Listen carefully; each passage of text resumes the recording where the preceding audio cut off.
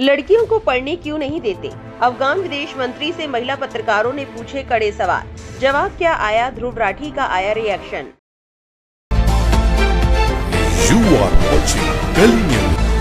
अफगानिस्तान के कार्यवाहक विदेश मंत्री आमिर खान मुत्तकी ने रविवार 12 अक्टूबर को दिल्ली में एक प्रेस कॉन्फ्रेंस की। इसमें पिछली बार की तरह कमी को पूरा करते हुए महिला पत्रकारों को भी बुलाया गया। इससे पहले की प्रेस कॉन्फ्रेंस में महिलाओं को न बुलाने पर तालिबान की काफी आलोचना हुई थी। तालिबानी नेता मुत्तकी एक हफ्ते के भारत दौरे पर है। उनकी पिछली प्रेस कॉन्फ्रेंस के फोटो सोशल मीडिया पर खूब वायरल हुए, जिसमें केवल पुरुष ही मौजूद थे। जब चौतरफा आलोचना हुई तो मुत्तकी ने सफाई देते हुए महिला पत्रकारों की गैर मौजूदगी को तकनीकी गड़बड़ी बताया। इंडिया टुडे की रिपोर्ट के मुताबिक मुत्तकी ने कहा, ये जानबूझकर नहीं किया गया था। प्रेस कॉन्फ्रेंस की जानकारी बहुत कम समय में दी गई थी और एक लिमिटेड लिस्ट के हिसाब से निमंत्रण भेजा गया था। एक महिला पत्रकार ने मुत्तकी से पूछा कि जब ईरान, सऊदी अरब और सीरिया में लड़कियों को पढ़ने से नहीं रोका जा रहा है, तो अफगानिस्तान में लड़कियों के पढ़ने पर रोक क्यों है?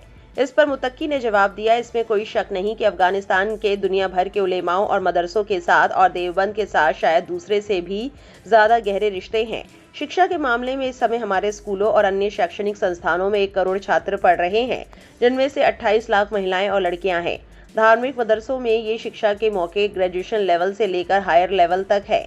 कुछ खास हिस्सों में ही हद है और इसका मतलब ये नहीं कि हम शिक्षा के खिलाफ हैं। हमने इसे धार्मिक रूप से हराम घोषित नहीं किया है, लेकिन इसे दूसरे आदेश तक के लिए टाल दिया गया है। 2021 में अफगानिस्तान में मारे गए पुलित्जर विजेता भारतीय फोटो पत्रकार दानिश सिद्दीकी की मौत पर जब सवाल किया गया तो मुत्तकी ने कहा, आप जानते हैं कि अफगानिस्तान ने 4 दशकों तक युद्ध झेला है, जिनमें से 2 दौर कब्जे के थे और इस दौरान पत्रकारों और शिक्षा जगत के लोगों दोनों ने अपनी जान गंवाई, जिनमें लाखों अफगान भी शामिल हैं। ये सच में हमारे इतिहास का एक कड़वा दौर था और इस दौरान हुए सभी नुकसान के लिए हमें खेद है।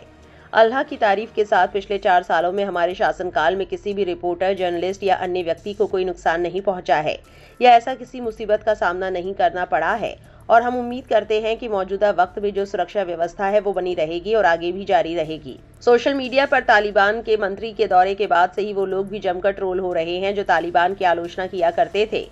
इस पर रिएक्ट करते हुए यूट्यूबर ध्रुव राठी ने कहा, बीजेपी ट्रोल्स अब तालिबान को डिफेंड कर रहे हैं, ये क्या क्या देखना पड़ रहा है। रोशन राय नाम के एक शख्स ने लिखा, जियो पॉलिटिक्स के नाम पर अर्नब गोस्वामी अब तालिबान को डिफेंड कर रहा है। अगर कल को दाऊद इब्राहिम बीजेपी ज्वाइन कर लेता है तो ये लोग उसे भी लेकर ये बता देंगे कि वो भारत के लिए कितना जरूरी है।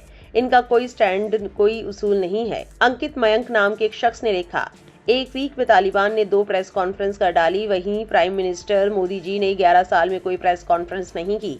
ऐसा लगता है कि अब तो तालिबान भी मोदी जी ज्यादा डेमोक्रेटिक है।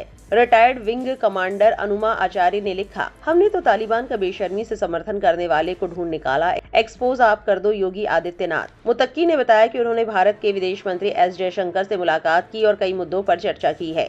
भारत और अफगानिस्तान के बीच रुकी हुई डेवलपमेंट प्रोजेक्ट्स को फिर से शुरू करने की बात हुई है। इसके अलावा अफगान राजनयिक जल्द ही भारत में काम शुरू करेंगे। आपकी इस मामले को लेकर क्या राय है, कमेंट में जरूर लिखें और ऐसी और वायरल अपडेट के लिए हमारे चैनल से जुड़े रहें।